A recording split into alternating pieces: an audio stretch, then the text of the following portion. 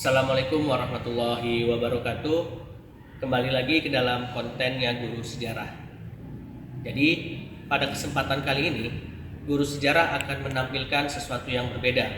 Yang biasanya Guru Sejarah itu banyak memberikan konten-konten edukasi berupa video pembelajaran atau konten-konten berupa gaming yaitu Mobile Legends, dan juga konten-konten tentang keseharian atau vlog. Jadi pada kesempatan kali ini Guru Sejarah akan mencoba untuk membuat podcast atau kita berbincang-bincang dengan beberapa siswa MAN Tanjung Pinang nanti ke depannya. Dan hari ini kebetulan saya sedang ditemani oleh salah satu siswa berprestasi di Madrasah Aliyah Negeri Tanjung Pinang. Oke, penasaran siapa beliau? Kita langsung saja kenalan dengan orangnya. Oke, silakan perkenalkan diri. Assalamualaikum warahmatullahi wabarakatuh. Waalaikumsalam warahmatullahi wabarakatuh. Perkenalkan, nama saya Lutfi Arzaki, siswa MAN Tanjung Pinang dari kelas 12 IPA 1. Oke, jadi sudah tahu ya, nama kakak ini adalah Lutfi Arzaki yang berasal dari kelas 12 IPA 1. Berarti tinggal beberapa bulan lagi mengenyam pendidikan di MAN Tanjung Pinang sebelum akhirnya keluar atau lulus. Jadi langsung saja kita ke bincang-bincang ya, kita ngobrol santai seputar pendidikan ataupun seputar MAN Tanjung Pinang. Oke, berarti Lutfi ini kan sekarang kelas 12 IPA 1. Berarti juga bisa dikatakan mantan pelajar yang terkena COVID ya. Bukan terkena yang virusnya ya, tapi terkena proses pembelajaran secara daring atau COVID. Nah, menurut Lutfi, apa sih hambatan atau kesulitan ketika belajar secara daring tersebut?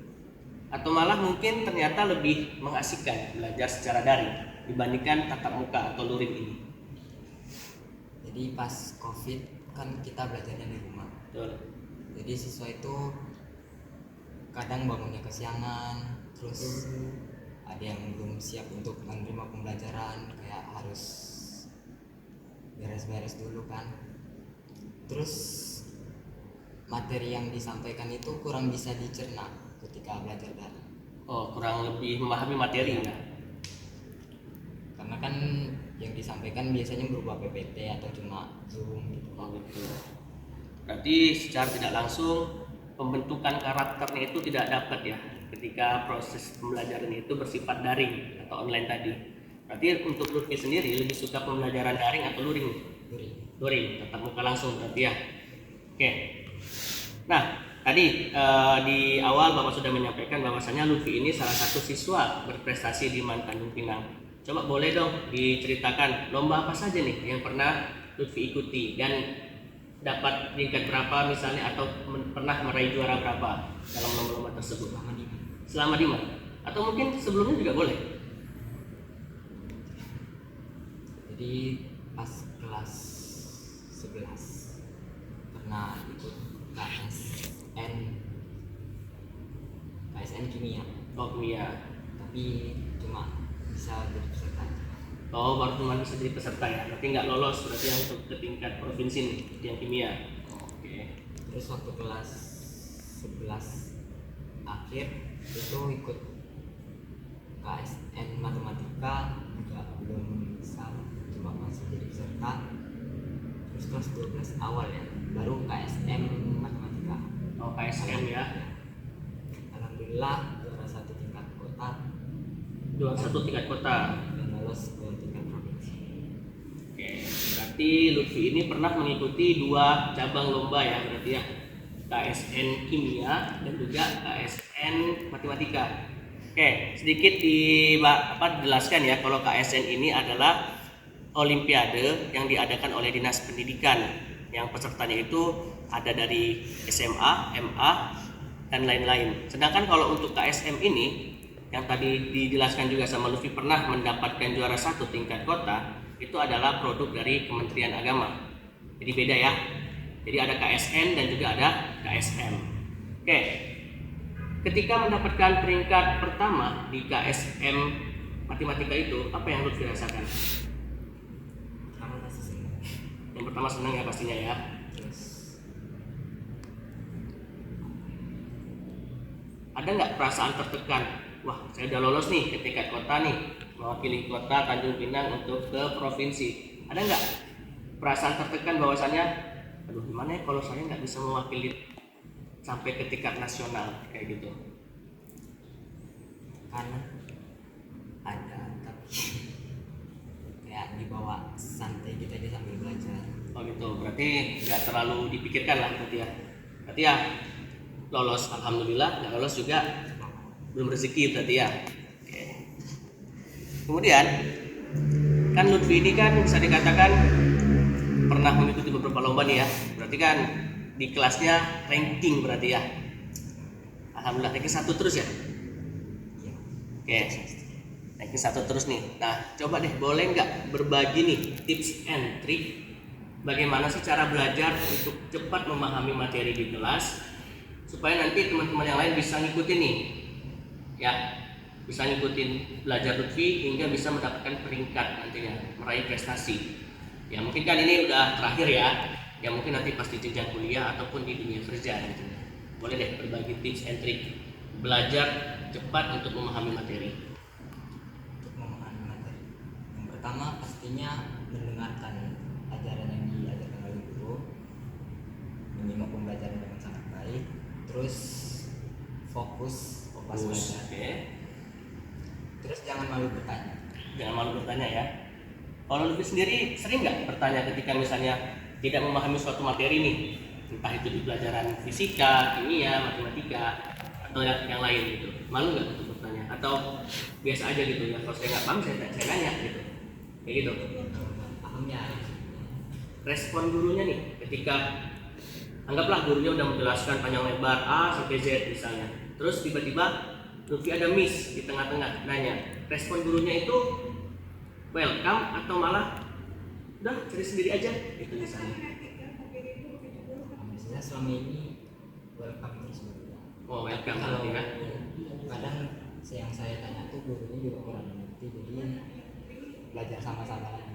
Oh betul, jadi ada kolaborasi antara siswa dan guru untuk memecahkan pertanyaan yang disampaikan oleh Lutfi ini. Oke, berarti kombinasi lain berarti ya.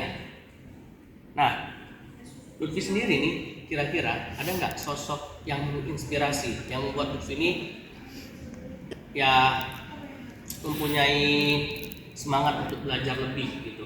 Ada nggak sosok inspirasi Lutfi yang menginspirasi gitu hingga Lutfi bisa sampai sekarang di titik dimana Lutfi itu sering mendapatkan peringkat 1 selama di sekolah? Atau ada tujuan yang ingin dikejar, pengen kayak orang ini, pengen kayak ini gitu? Ada nggak? Kalau mungkin yang menginspirasi kayak dari teman-teman sekelas aja. Teman-teman sekelas Ya, misalnya si A jago di mata pelajaran ini, si B jago di ini, jadi saya tertarik juga untuk bisa mata pelajaran. Oh berarti kayak menganggap teman-teman itu, jadi Lutfi itu punya pandangan teman-teman punya kelebihan di mapel ini, jadi Lutfi harus bisa ngejar gitu. Oh jadi menjadikan mereka sebagai inspirasi untuk Lutfi lebih baik di mata pelajaran. Itu bagus juga ya kayak gitu ya. Dan contoh nih guys, jadi menjadikan teman-teman yang ternyata memiliki kelebihan-kelebihan di mata pelajaran yang mungkin Lutfi ini agak sedikit kurang, menjadi motivasi untuk Lutfi mengejar ketertinggalannya. Nah, kita masuk ke masa depan ya, masa depan. Lutfi sendiri punya cita-cita apa sih ke depannya nih? Mau jadi apa?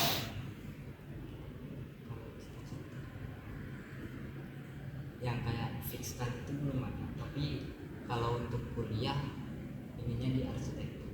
Pengennya di arsitektur. Kenapa tuh? Ada apa dengan arsitektur? Suka gambar-gambar, ngedesain-desain gitu. Ya, Oke, berarti masih fokus ke arsitektur ya. Terus nanti kalau untuk kuliah itu rencananya kan kalau masuk universitasnya ada beberapa jalur nih. Ada SNBP melalui jalur rapot, kemudian ada SNBT melalui jalur tes, dan juga ada mandiri. Nah dari 3 pilihan itu kira-kira Lutfi mau ngambil yang mana nih? Yang pengen banget, jangan saya harus keterima melalui jalur ini gitu. SNBT. Tes. Kenapa nggak mau melalui jalur rapot? Padahal kan ranking nih, otomatis pasti eligible lah ya. Salah satu siswa eligible pastinya. Nah kenapa tidak mau melalui jalur rapot? Karena kalau jalur rapot itu kan berdasarkan nilai yang diberikan oleh guru. Betul. merasa nilai-nilai yang diberikan tersebut belum sesuai dengan kemampuan saya. Oh gitu. Jadi merasa terlalu tinggi mungkin ya yang guru-guru berikan. Jadi ada kayak sedikit tekanan, ya kekhawatiran saya tidak layak untuk mendapatkan nilai tersebut gitu ya. Ya berarti lebih ngambilnya SNBT aja nih. Berarti SNBT nggak ikutan berarti? Ikut juga. Oh gitu. Tapi lebih prepare-nya itu ke SNBT-nya ya. Oke. Nah kemudian kita tahu nih Lutfi rencananya kuliahnya mau di arsitektur. Oh ya, kampusnya kampus mana nih arsitekturnya? Insyaallah di Universitas Indonesia. Insya Allah katanya di Universitas Indonesia. Kita doakan ya semoga Lutfi bisa masuk ke Universitas Indonesia. Karena selama saya di MAN kurang lebih sekitar 5 tahun itu kayaknya belum ada deh siswa MAN yang masuk ke Universitas Indonesia.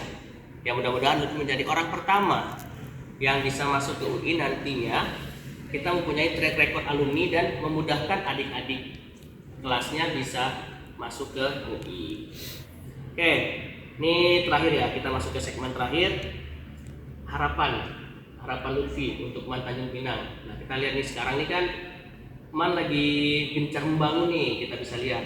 Kita sekarang duduk di perpustakaan baru, perpustakaan cukup megah, modern, dan ada laboratorium terpadu juga, khususnya IPA, ada juga yang agama, bahasa, dan mungkin nanti ruang kelas dan lain-lain. Nah kira-kira harapan Lutfi untuk MAN Tanjung Pinang kedepannya kayak gimana nih? Pasti harapannya bisa menjadi sekolah yang semakin unggul, Ya semakin bisa unggul. bersaing dengan sekolah-sekolah top di luar sana. Terus banyak prestasi-prestasi yang diraih.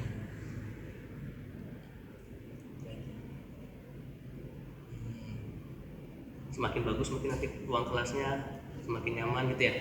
Ya, Oke, berarti harapan Lutfi ini MAN menjadi sekolah yang unggul di Kota Tanjung Pinang atau mungkin Provinsi Kepulauan Riau. Terus juga menjadi salah satu sekolah top ya, favorit. Ya mudah-mudahan bisa lah tercapai. Terus juga bangunan kelasnya juga diperbaharui mungkin ya, direnov supaya lebih nyaman, betul ya. Jika kita dalam kondisi nyaman, maka proses pembelajaran pun bisa lebih dapat diserap dengan baik. Oke, terakhir pesan dan kritik yang membangun nih untuk MAN Tanjung Pinang.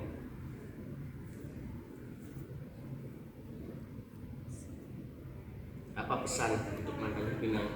Tetaplah menjadi MAN yang seperti saya kenal atau teruslah melangkah menuju apa gitu misalnya. mungkin kalau kritik lebih ditekankan ke karakteristik siswa dan pendidik. Karakter siswa dan pendidik diapakan tuh? Kayak sekarang kan kayak zaman modern kan Pak, banyak apa sih kenakalan remaja. Ya, Terus kayak dilihat tuh banyak siswa yang mulai bertindak yang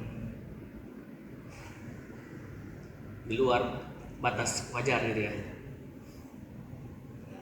terus kadang-kadang kayak siswa kurang sopan terhadap guru tapi gurunya biasa-biasa aja gitu. Jadi siswa tuh menganggap kayak nggak apa-apa loh melakukan hal kayak gitu.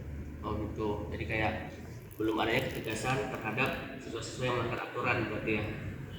Oke, berarti pesan dari Lutfi ini adalah dan kritik lah bisa dikatakan ya. Perbaiki karakteristik siswa MAN Tanjung Pinang dan juga para gurunya yang untuk lebih proaktif terhadap peraturan-peraturan yang ada di sekolah seperti itu. Oke, terima kasih Lutfi atas kesempatan dan waktunya. Oke, jadi itulah hasil sedikit kita berbincang-bincang tentang seorang Lutfi Arzaki ya, salah satu siswa berprestasi di Madrasah Aliyah Negeri Tanjung Pinang. Oke, jadi untuk video ini kita akhiri sampai di sini. Sampai jumpa lagi dengan konten podcast atau bincang-bincang dengan siswa-siswi lainnya yang ada di Madrasah Aliyah Negeri Tanjung Pinang. Tetap semangat dan salam historia. Assalamualaikum warahmatullahi wabarakatuh.